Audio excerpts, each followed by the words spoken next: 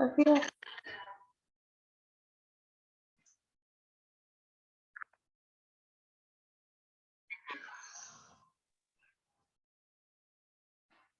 ¿Estamos? Sí, se ve. Sí, se ve. Perfecto. Buenas tardes a todos, a todas. Soy Andrés Burqueviale, el profesor titular de las asignaturas Anátomo-Fisiología 1 y 2 de las carreras de Obstetricia, Enfermería y Kinesiología. La idea de estos encuentros es presentar imágenes y algunos temas claves en relación a la temática, y toda la información sobre el desarrollo de la materia ya está publicada en el campus. Yo lo navegué ayer, lo navegué hoy, y cada uno de ustedes participa de una comisión, donde tiene un docente, que deben conocer su nombre y apellido. Si no dijo el nombre y el apellido, se lo preguntan. Y ahí, en paralelo, desarrollamos la asignatura.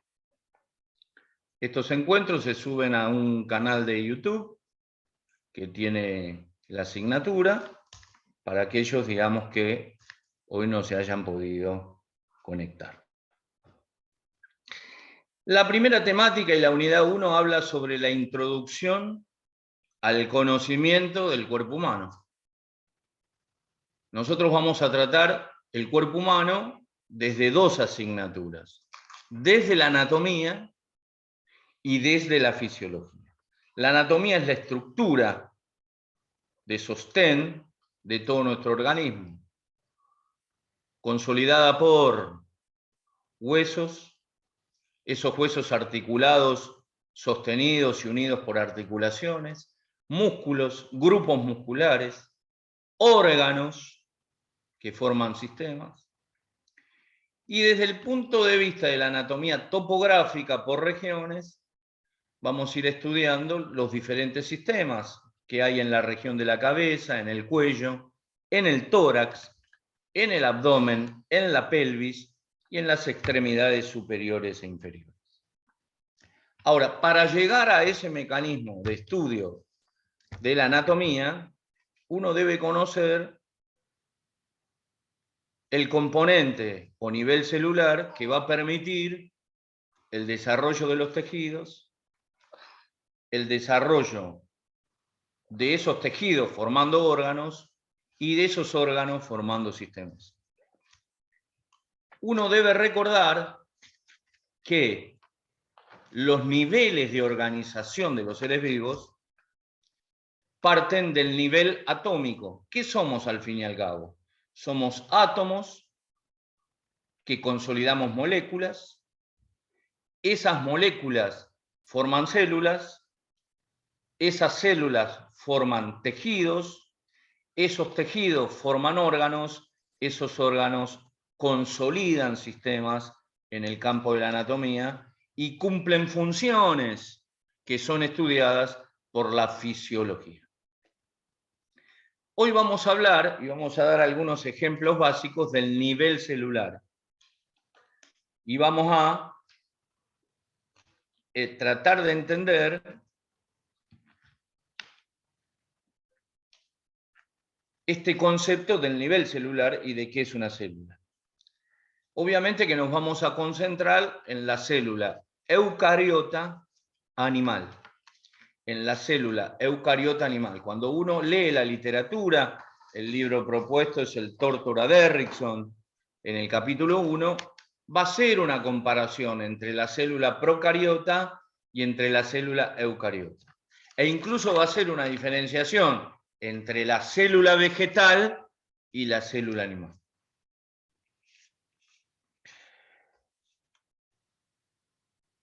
Debemos pensar al ser humano desde el punto de vista biológico como un conglomerado de células.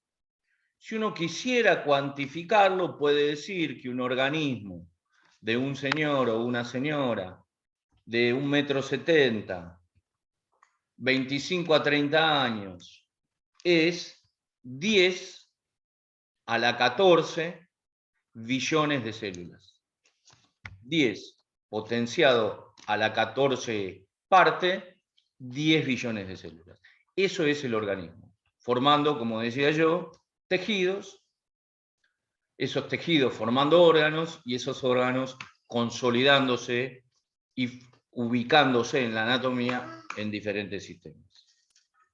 El tamaño de nuestras células es muy pequeño y para eso requiere de instrumentos que nos permitan, entre comillas, haber llegado hasta acá.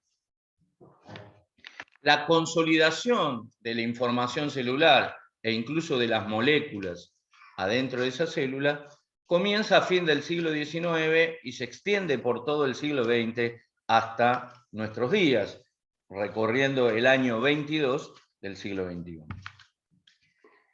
Hoy, el escenario del estudio de la normalidad y de las enfermedades pasa por no solamente el nivel celular, sino también por el nivel molecular. ¿Cómo se estudian las células? Básicamente se estudian mediante un insumo, un aparato que se denomina microscopio óptico. En ese microscopio óptico usted coloca un portaobjeto con un tejido y en ese tejido usted empieza a identificar tipos de células.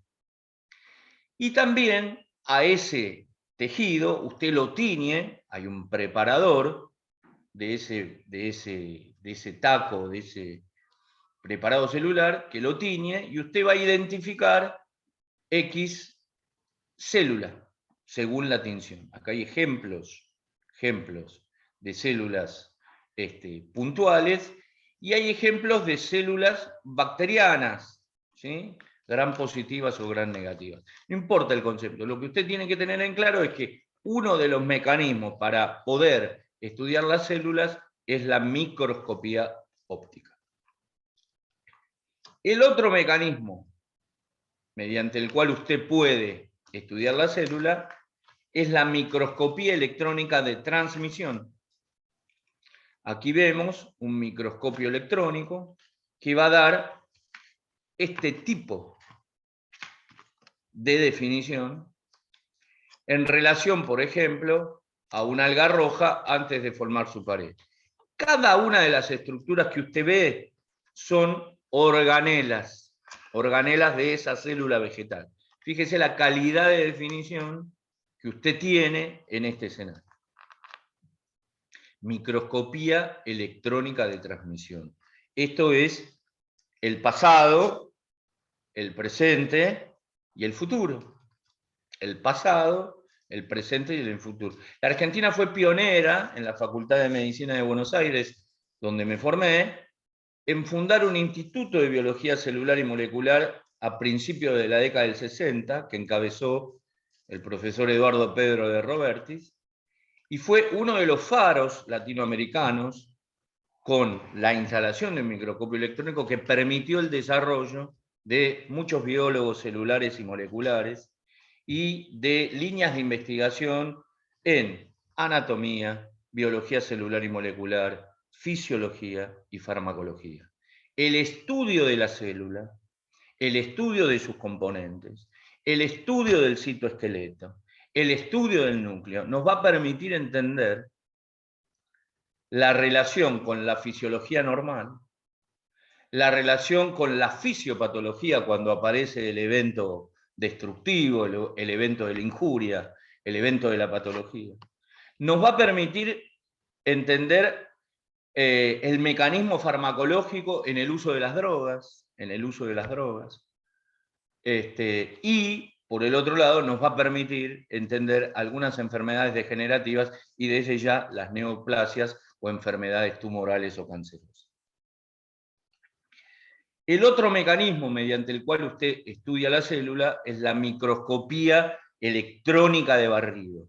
Microscopía electrónica de barrido, que le muestra un óvulo de un hámster con espermatozoides.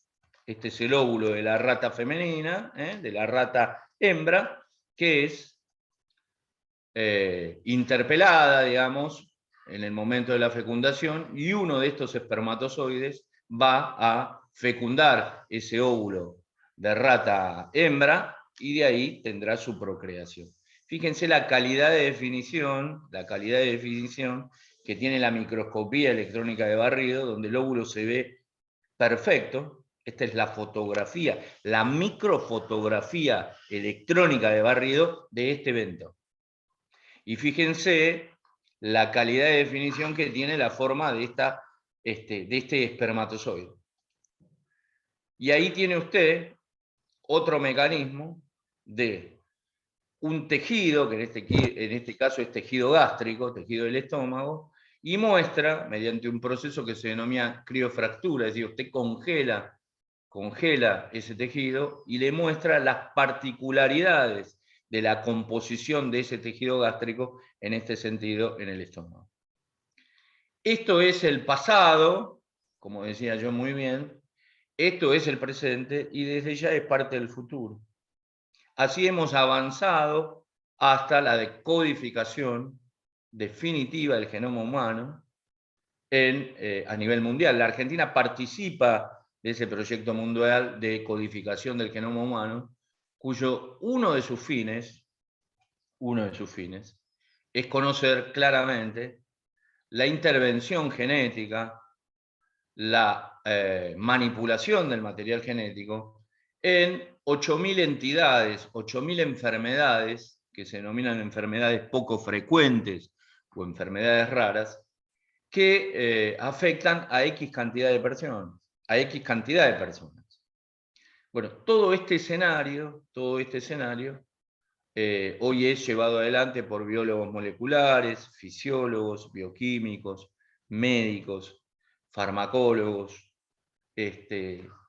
y genetistas que nos permiten el inicio de este escenario. Lo que muestra, digamos, la filmina es los tres momentos, ¿sí? Esto lo muestro para entender cómo llegamos al corazón molecular de la célula. ¿Cómo llegamos al corazón molecular de la célula? Desde Camilo Golgi, a fin del siglo XIX, desde Santiago Ramón y Cajal, a fin del siglo XIX en España, desde Marcello Respighi, a fin del siglo XIX, en Italia también, en Bolonia. Cómo llegamos desde Charles Sherrington, que define por primera vez, creando un neologismo, creando una palabra, la sinapsis entre dos neuronas, desde ese escenario del fin del siglo XIX hasta el presente.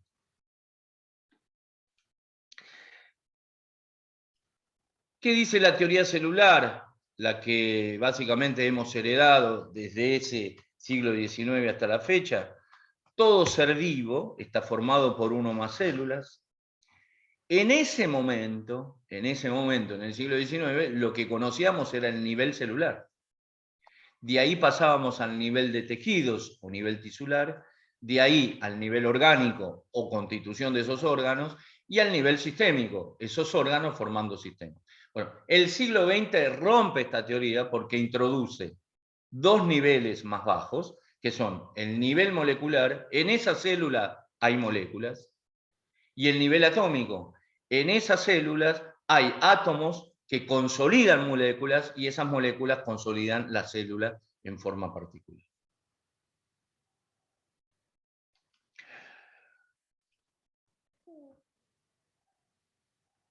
Lo que sí compartimos es el punto 4. El material hereditario pasa de la célula madre a las hijas. Y en realidad uno debiera pensar el escenario del organismo a partir de dos células preexistentes, obviamente, la célula femenina y la célula masculina. En el contexto de la reproducción, esa reproducción podrá ser o no exitosa. Si es exitosa, esa célula femenina es fecundada por la célula masculina y comienza el fenómeno biológico de la multiplicación celular, que lleva un proceso aproximado intrauterino de 38 a 40 semanas, y que después va a proseguir, una vez producido el parto de ese niño o de esa niña, hasta aproximadamente los 25 años. ¿Cuál es el cambio, digamos, con el siglo XX? Como lo dije antes, es esta idea de la introducción del nivel molecular y del nivel atómico, desde ya. El desarrollo y el progreso de diferentes ciencias, quienes han desarrollado los microscopios ópticos de alta resolución, con diferentes aumentos. Nosotros usábamos en la facultad, en mi época, microscopios binoculares de 100 aumentos. Usted puede tener microscopios ópticos de hasta 400, 500 aumentos, y ver con una calidad exquisita, le diría, desde la microscopía óptica, tejidos. ¿Sí? ¿Dónde usamos esto? Usamos esto en los laboratorios de patología, para dar, digamos, informes anatomopatológicos. ¿Dónde usamos esto? En los laboratorios de análisis clínicos.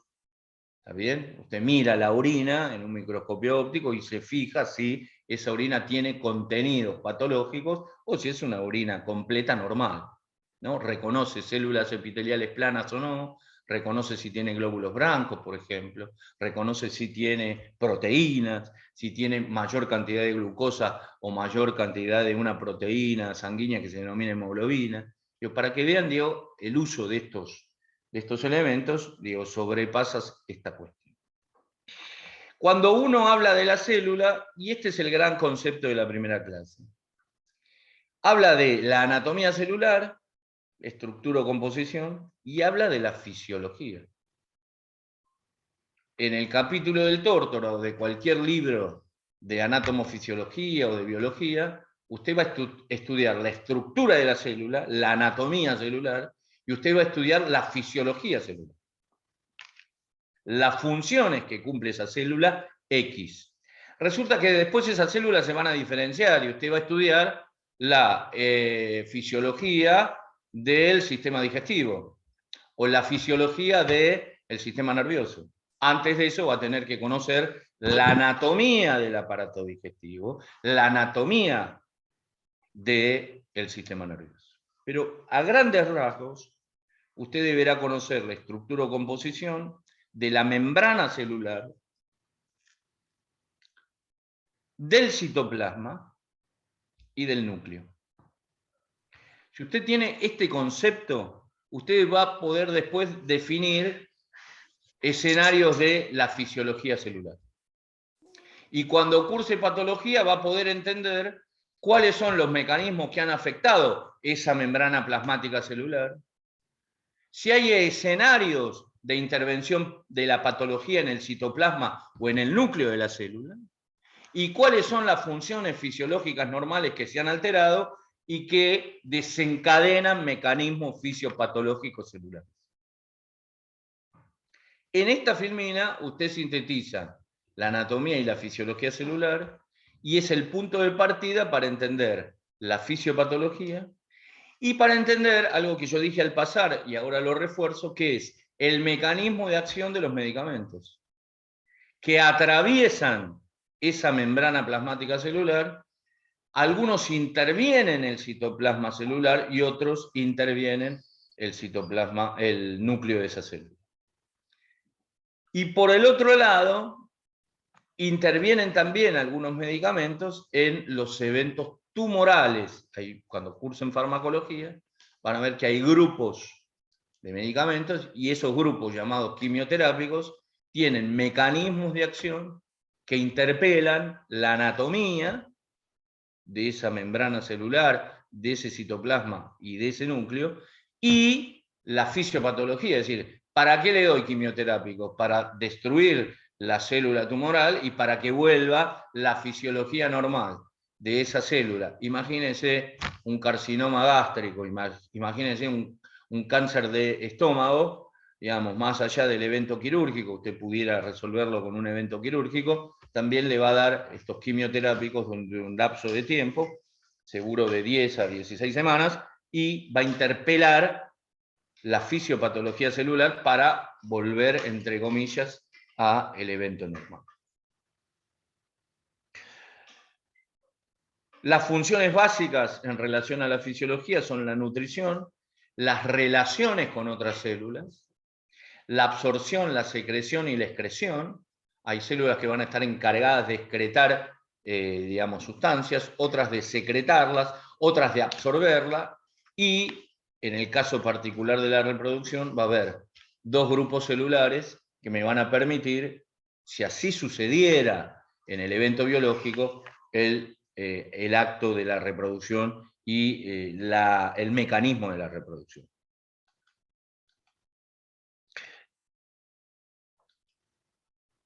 Y acá muestro, ¿sí?, esto de la membrana plasmática, el citoplasma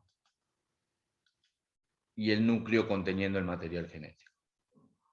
Si usted puede interpretar esta imagen, usted va a entender cómo son algunos mecanismos después cuando lea la fisiología de cada sistema. Esto es parte del futuro, es parte del pasado, del presente y del futuro.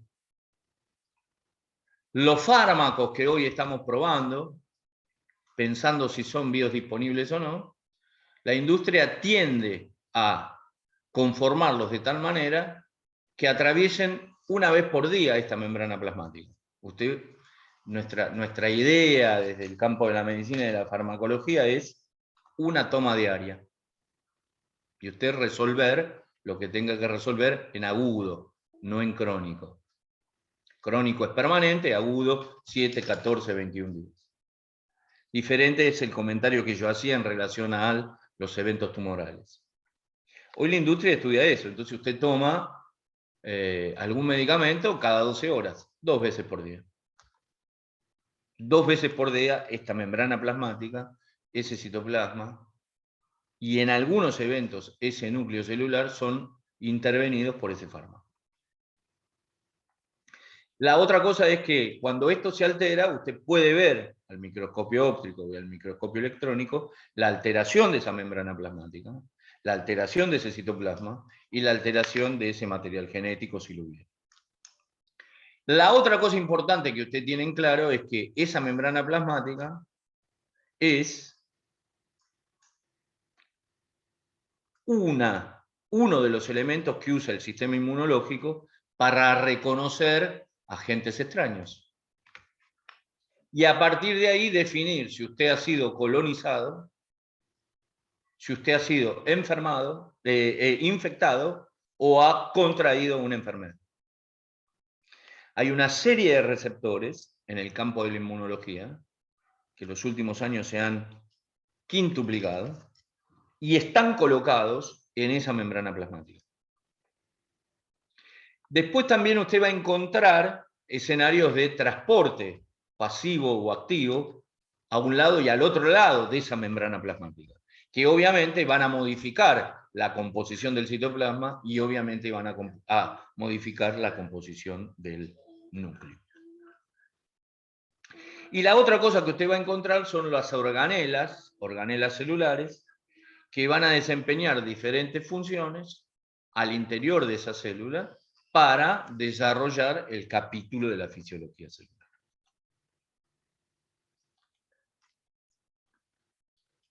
Dígame, Evelyn, cuando falten 10 minutos. Y ya nos estamos acercando. Bien. El material genético ADN está libre en el citoplasma, en la célula procariota. Posee solo algunos organelas llamadas ribosomas. Y este escenario de la procariota es un escenario de modelo de célula bacteriana. ¿Qué es una bacteria? Es una célula. Lo que pasa es que es una célula que va a cumplir una función de colonización o infectiva y que podrá provocar, según el grado de colonización, el grado de células que usted acumule o el grado de células que usted acumule, pero va a provocar una colonización o una infección. Y esa infección generalizarse y provocar una enfermedad. La eucariota, la diferencia que tiene es que ese material genético está encerrado en una membrana, en un núcleo, tiene más organelas, la procariota tiene solamente los ribosomas y alguna que otra más, y es el escenario del desarrollo nuestro, digamos, como seres vivos o como organismo humano.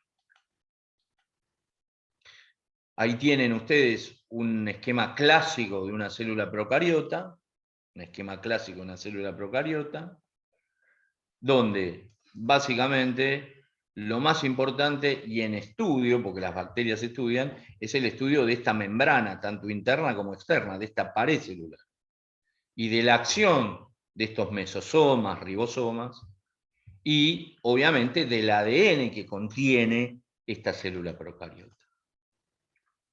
Y esta es nuestras células. Fíjense, esto es esquemático. El contenido de las organelas de una célula eucariotis ideal, clásica. ¿Ok? Este es el núcleo. Todo este escenario es el citoplasma. Y esta línea blanca que se ve, que voy siguiendo por acá, por acá, por acá, por acá, es la membrana plasmática celular.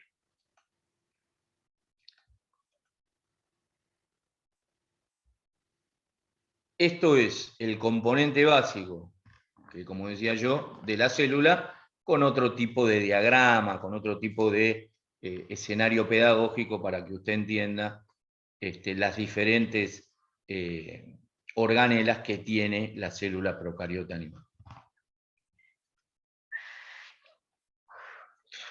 Bien, una clasificación clásica, dos tipos de células, procariotas y eucariotas. Ahí dice claramente las características: sin núcleo, un solo cromosoma, eso es lo básico. La eucariota tiene múltiples organelas, tiene núcleo, tiene el ADN asociado a proteínas y los cromosomas. Cada una de nuestras células,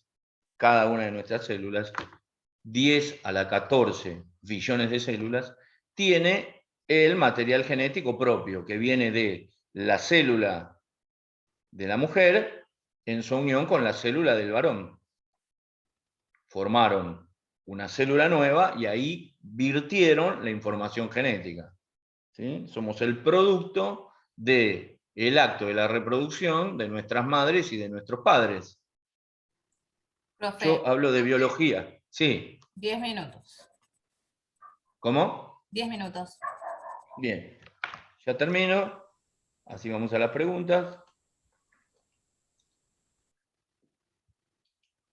Y ahí está. Las procariontes. Esto es un glóbulo rojo clásico y esta es una procarionte clásica. ¿Un ejemplo, profe, de las procariontes? ¿Cuál sería? Procarionte puede ser una bacteria. Esto puede ser, si voy para atrás, a ver si puedo ir para atrás, me dejará ir, anterior. A ver. Disculpe, pero yo no puedo ver la pantalla que está compartiendo. Tienes que mover con tu dedo, deslizar, o si es en la computadora. Claro, si es en el teléfono tenés que correrlo. En el otro concepto que tienen que tener, y que incluso lo vamos a desarrollar, ahora terminamos y podemos seguir, digamos, el tiempo que nos quede, es los componentes de la membrana plasmática. ¿Sí? Uno va a decir un título para que después, cuando lo lean en el libro, entiendan de qué se llama. Membrana bicapa lipídica. ¿Qué significa? Que tiene dos capas y que está formada por lípidos. Y dentro del capítulo de los lípidos y de la desagregación de lípidos, aparecen los fosfolípidos como grandes componentes en un 75%.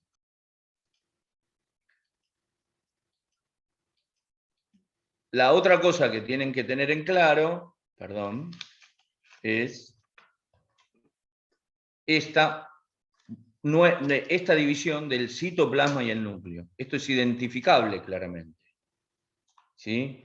Y usted tiene que describir el citoplasma con sus organelas y los componentes del núcleo, ¿sí? El nucleolo y el material genético que va a encontrar. La gran revolución del siglo XX ha sido la descripción del ADN y del ARN, los famosos ácidos nucleicos. ¿Sí? La otra cosa que usted deberá describir y poder tener en claro para hacer el trabajo práctico es cuáles células son intervenidas en el caso de una determinada patología o un determinado evento. ¿Sí? Recuerde los niveles celulares, recuerde esta cuestión.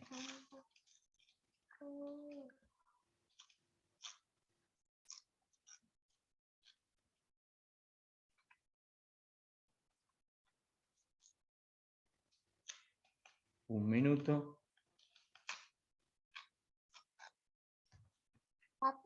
Lo que usted va a encontrar son diferentes nombres.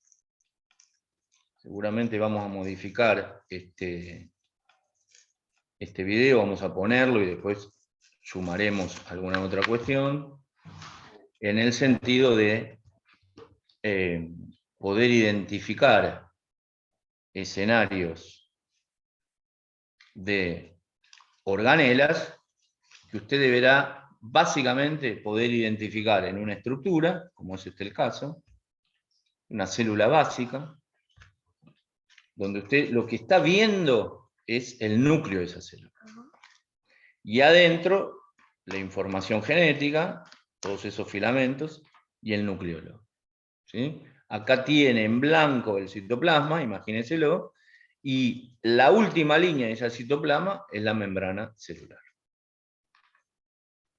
Esto no es un tema menor, porque es lo que nos diferencia de las células procariotas, y es lo que nos permite, al fin y al cabo, poder estudiar nuestro propio material genético, o poder tener en claro, digamos, los escenarios de futuras o no enfermedades que uno pudiera tener.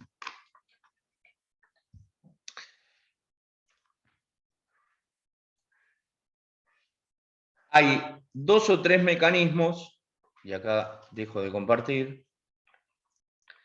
Hay 2 o 3 mecanismos que usted tiene que tener en claro cuando lea el capítulo de la fisiología celular, que son la mitosis y la meiosis. La mitosis y la meiosis.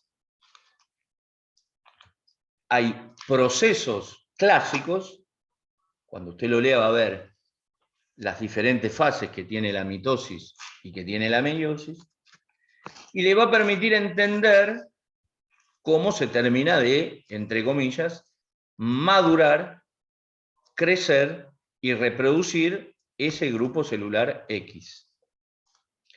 Lo que hemos querido presentar es esto, un modelo clásico celular, algunas organelas, y primero de todo es la estructura básica. Si usted no conoce la estructura básica, si no puede describir la membrana plasmática, si no puede describir su citoplasma y el núcleo, no va a entender algunos mecanismos fisiológicos normales para el cumplimiento de la función de un determinado órgano, para el cumplimiento de la función de un determinado órgano. Esto es básicamente la primera aproximación al primer trabajo práctico y lo que denominamos la introducción al conocimiento del cuerpo humano.